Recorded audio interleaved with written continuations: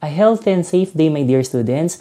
I am Mr. Kimfi M. De Leon, your PE teacher for today.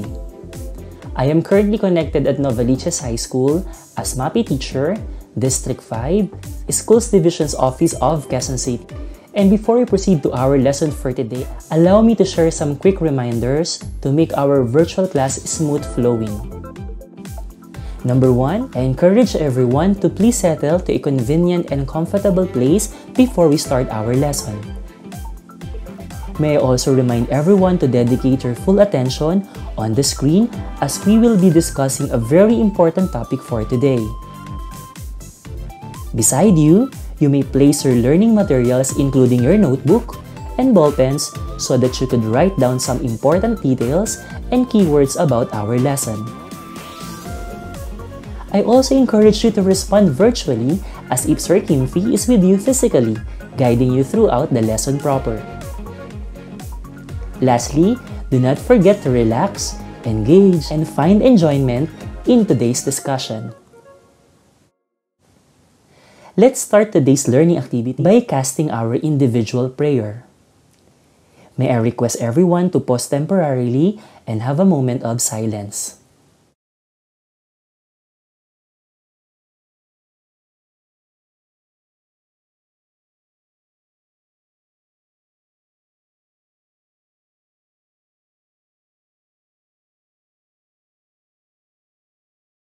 And now, with the Lord's divine guidance, I know all of us will learn the lesson well today. Once again, I am Sir Kim, your PE teacher for today, and I hope that everyone is safe and healthy as of the moment. Even though there's no face-to-face contact between I, your teacher, and you, my students, I know all of us will agree that learning never stops. I know many of us are wondering how to conduct and hold a virtual PE class.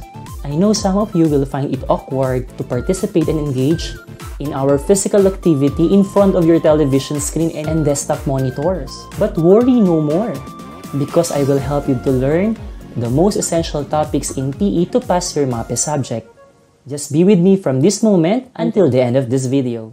Allow me to ask you this very timely and relevant question in this pandemic period and quarantine lockdown setup. Are you living a healthy life? This question may challenge us, knowing this pandemic directly affects our daily routine, isn't it? From the daily tasks that we do concerning our household chores, schools activities and engagement, the food and eating habit that we used to do, and also our regular social commitments. It has indeed affects the way we live our lives today. Do you agree? Truly, no one is exempted and everyone is affected. And for today's lesson, let us try to assess how do you understand physical activity, exercise, and eating habits that affect your lifestyle and weight management. Let me ask you first the following questions. I encourage you to write your answer honestly in a clean sheet of paper. Okay? Let's start. Which type of food do you usually eat? I want you to be honest with your answer, okay? And you may write as many as you want. Do you eat just anything that you want? Again, and similarly, I want you to be honest. I want you to be true to yourself with your response. Number 3, what is your personal understanding of the word health and fitness? You may write a short definition of your answer or words that can be associated with the words health and fitness. Lastly, do you practice a healthy lifestyle? This question only requires a yes or a no answer. But I want you to honestly reflect on your response by explaining it to yourself that do you really do or not. I will give you a few minutes to respond on these questions. And you will go back to your responses later on.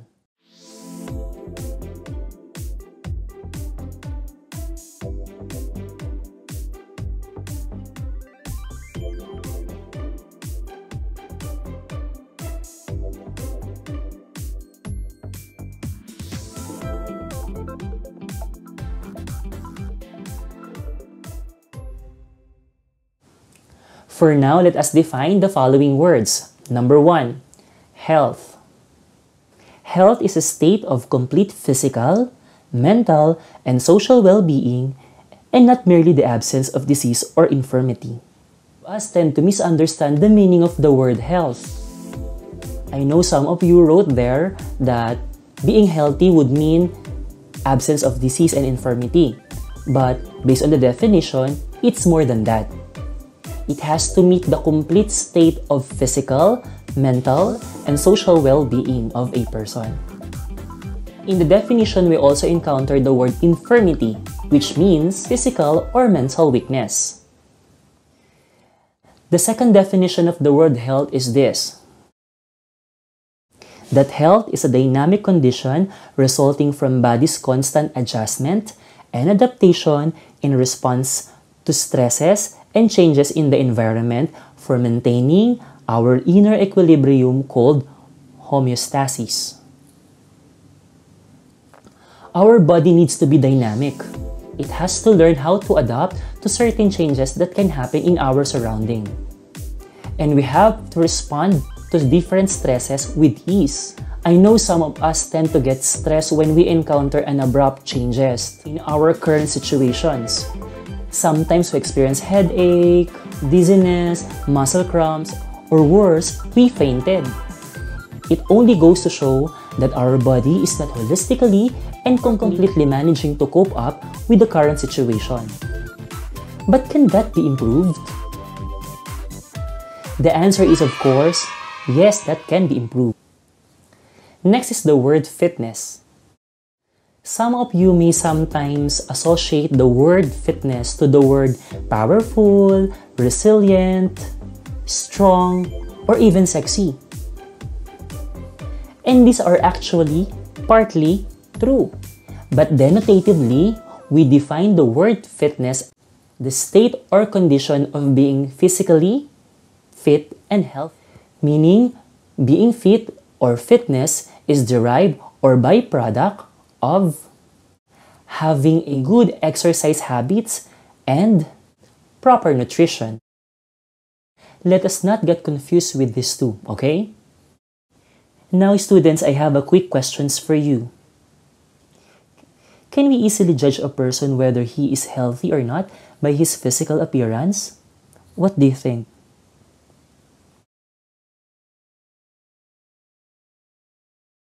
Of course not. How about this question? Is being skinny and fat would mean unhealthy?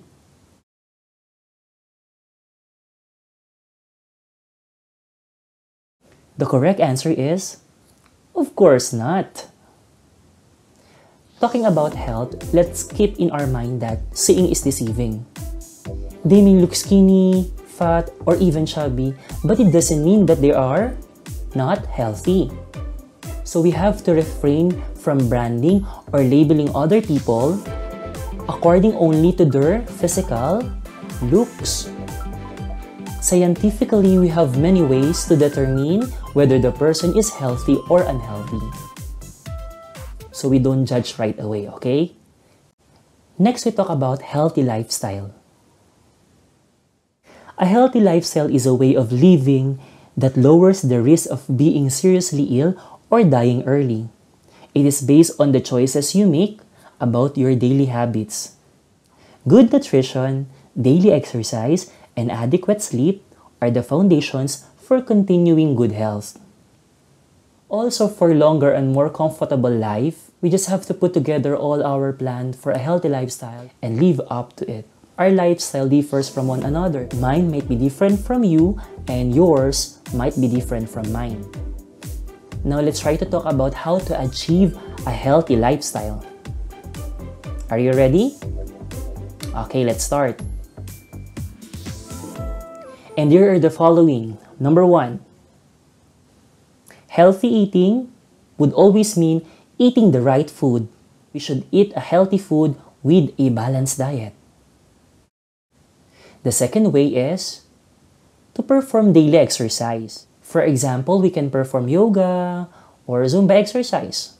Lastly, we have to ensure that we sleep adequately. Lack of sleep would lead to serious health problems. Now let me ask you, my dear students, do we eat balanced diet?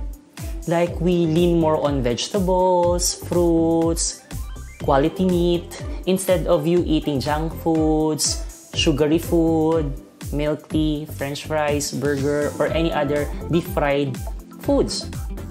Answer yes, that's very good. It means that you are engaging and eating a healthy balanced diet. Now let me ask you, do you perform regular exercise? Do you really do? Or do we prefer doing nothing? Like you lying on the bed, watching Netflix, and maybe you did master already sleeping late at night and waking late in the morning. And I hope not, because our body needs to rest and it needs to recover. And we can only do that by having a good quality, healthy sleep for 8 hours. We have to remember that sleeping is never an option. Sleeping is a must. It helps us to regain and repair our body from the lost energy that we have exerted during the day.